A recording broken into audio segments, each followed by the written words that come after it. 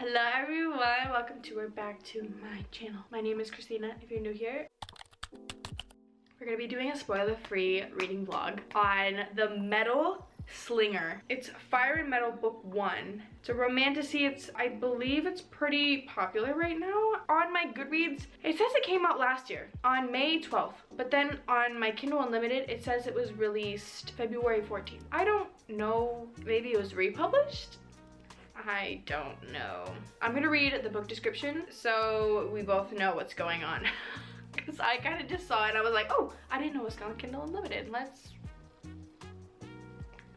read it. So Bryn has spent the better part of her life waiting for the chance to attend the annual market hosted by Kenta, the same very person who exiled the Alaaha, L-A-A-H-A, to live a life over the sea, a rite of passage for all young guards. She's not sure what to expect from it, but breaking a century-long peace treaty certainly isn't on the map. Neither is the encounter with an enemy soldier. Returning home, she's confronted with the aftermath of the day's events. The future is uncertain as the threat of hunger looms over the people.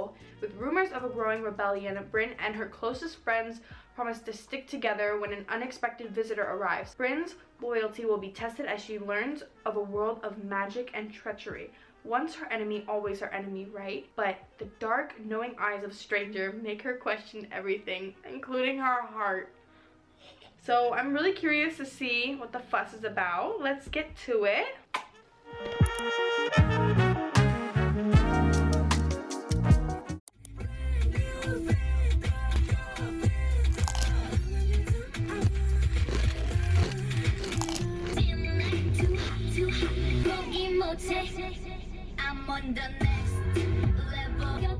Okay, so today I'm gonna try and bring you along. I won't be able to show you what I'm doing because I have laser class today, and we're gonna be doing IPLs, tattoo removals, and spider vein removal. In the meantime, I am still reading. I'm on page 11. Literally nothing crazy. Now it's starting to get interesting. I mean, page 11. So that's a good thing that right off the bat something is already happening. We're in the POV of the girl. I don't know what her name is. I think she has a crush on the person who is in charge, or the person who is in charge, their son. They're on the island right now of the Kenta. The Kenta soldiers dislike them, or at least they're wary of them, like very on guard. But the actual people are very chill, very chill. They're like, listen, I don't care.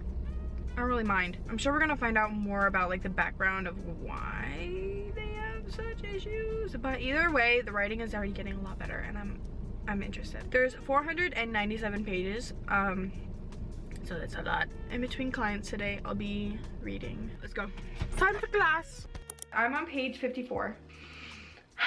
I didn't have my Kindle yesterday, like while I was in the laser room, and I was sitting on the floor because I had already done my portion of the tattoo, and I was sitting there. We finally, it was really early on, but like we met the boy, tall, dark, and handsome, and honestly, I wanted to take a crowbar to this boy's kneecaps because the audacity. You know what, I'm sure in retrospect, I'm sure it was to get her to feel something so that she unlocks her true potential or whatever, because she's like, you know, I'm sure she's magic or something. So he was trying to like rile her up. But still, also, I feel like, did I talk about the love triangle? I swear there's gonna be a love triangle. Because she's supposedly engaged to this guy named Kai now, who's her best friend, but he is of like a higher class and she's not, but they're best friends. They're trying to sniff out a rebellion. I like it so far. I'm curious to see where it goes. I did all of my tasks, so I just have the bit to read. All right, I'm about halfway. Actually, no, I'm halfway through. I'm on page 247.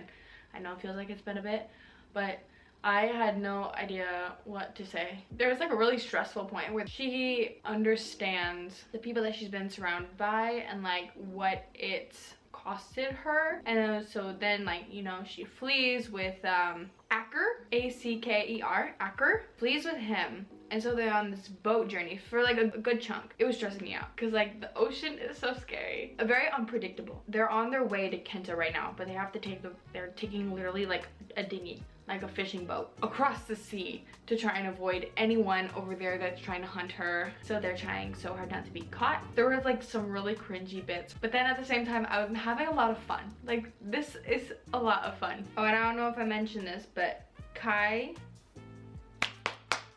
I mean, we could fight on site. And she has no memory due to whatever they did to her on the island that she was living in. I'm curious to see, because a lot of people, they were saying like, oh, the twist, like the ending, like I can't believe that happened. I can't believe that happened. And so I'm thinking like, oh my god, what's gonna happen? Like, is this bitch also a backstabber as well? And he's not who he says he is, because there's been so many books where that happens, where it's like, oh, you can't trust someone else, then you start trusting someone else, and then what happens? They backstab you, or they lie to you, but it's really, you know, maybe not that bad of a lie, but also at the same time, it's like, come on, you could have told me. I don't know, we don't know anything about this man.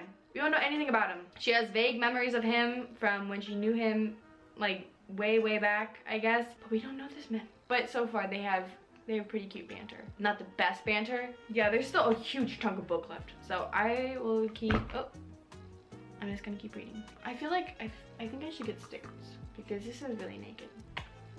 I love this book. I feel like every time I get back into it, it just keeps getting better and better and better. I love Jovi, but she's so cute. Like, she's just so cute. She has such a naive-ish kind of personality, but in a way, like, she's literally been sheltered her whole life. So when she's introduced to new things, to new possibilities, she's like just genuinely like in awe and curious and has all of these very raw emotions, which I really like. I think the author is doing such a good job. Like, genuinely, I love the characters and I love the atmosphere, and everyone is just so interesting. I like it so much.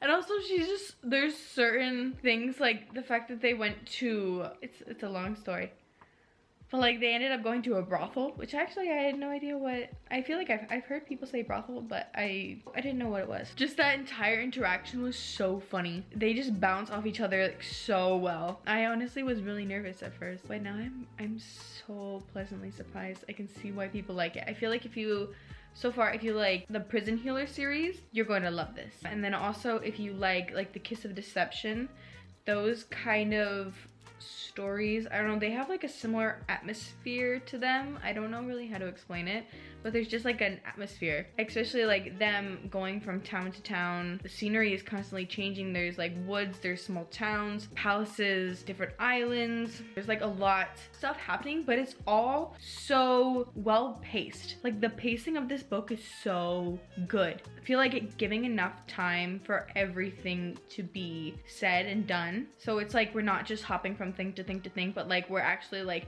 this is something and we're finishing the whole thing and then we're going to the next. Like, it's constantly moving, constantly changing, not in a way of like it's overwhelming. I'm 370 pages in. This is so good.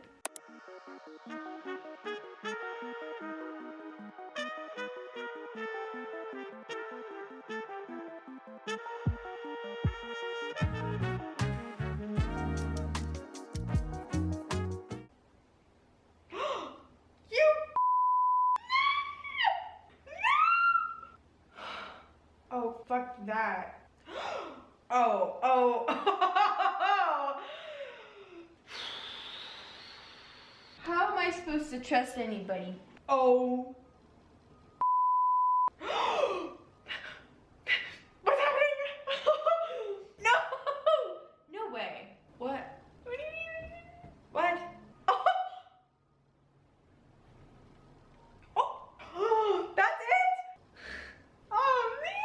What a crazy ending that was. What a crazy ending.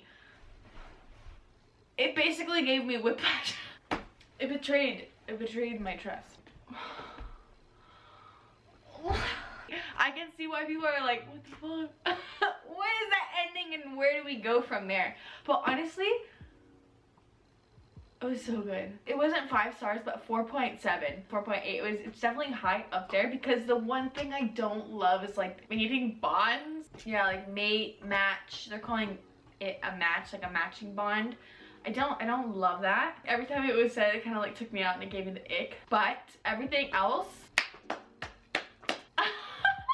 especially the ending scene when like certain characters came back and it was like, oh, you're fun. Oh, like this is like cinematic and I love it. There's one character I really like that came back, but damn, I didn't expect it to go the way it went. Sneaky. Oh my god, everyone was just hiding in plain sight. That's crazy. I definitely recommend it. I think it's sort of like a slow start. It's so four-dimensional. There's so many layers to this book. And it's, in my mind, really smart and it's very well calculated and I like it a lot. If you are looking for a new romantasy book, just know that the second book, I have no idea when it is going to come out, but there is going to be a second book. It is a duology. And I'm so glad it's a duology because it just like, there's so much within the book. There's so much content, but it all like it's so well paced.